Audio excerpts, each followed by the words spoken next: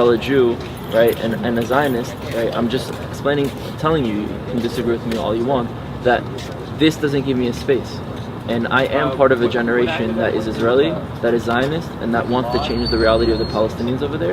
And when there's a movement that's saying like this is about we're against Zionism, it doesn't even allow me to have a space to communicate. In the end of the day, like, we have a role to play to try and change the reality on the ground. And if we prevent ourselves from actually being able to communicate with one another in order to move forward, then we're actually really the fuel to the conflict. So, if that is your stance, I have not seen that from y'all, and I think that's incredibly important. If that is your stance, you have to show up. You can't just you can't say this in a conversation where you know. So we have reasons to not trust you, right? And so I think until y'all have proven yourselves, we can't have a conversation. Right, but be aware that it's also both ways. That a lot of Zionists like me have experiences with people that are anti-Zionist, that don't speak about Palestinian suffering when it's in Syria, when it's in Lebanon, when it's in Jordan. They only talk about legitimate Palestinian suffering only when it has to do with Israel. So to a lot of us, it makes us feel like, yes, you claim to support Palestinians, but only when it comes to the context of it having to do with Israel.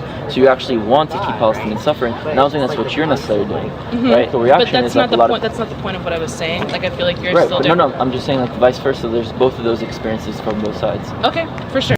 So there's a few things going on here, and the most immediate thing is that he's going out of his way to be generous and trying to reconcile two very distant positions and suggest, listen, we have to find common ground. If there's ever going to be peace, it has to be people that are willing to meet in the middle, or at least recognize that the other side has a grievance, right? I don't agree with that approach necessarily, but that's where you have to start if you're going to talk to someone on campus like that doesn't even believe you have a right to exist.